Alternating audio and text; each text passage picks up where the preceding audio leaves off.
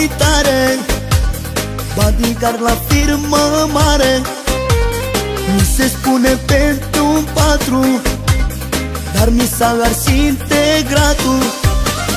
Dacă mi-ai călcat pantoful, îți rup fața, îți spar botul.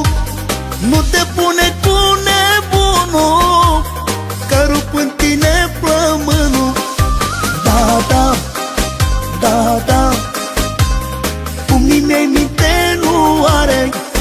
Da, da, da, da, sparge tot ce stă în cale.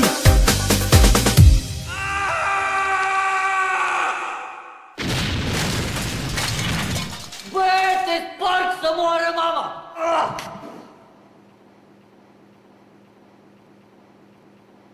Iartă-mă, nașule!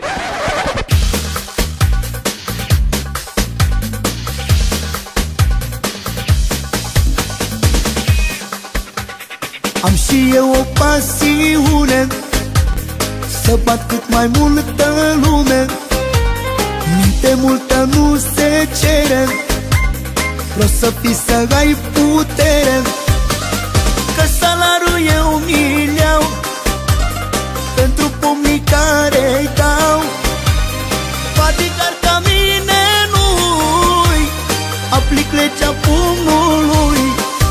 Da, da, da, da, pumnii mei minte nu are.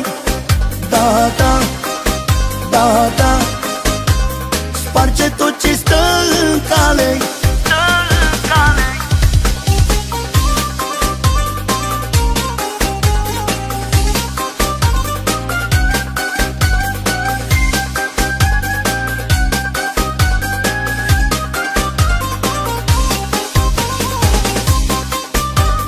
Stau la ușă ca buldogul, s-aștept să greșească prostul.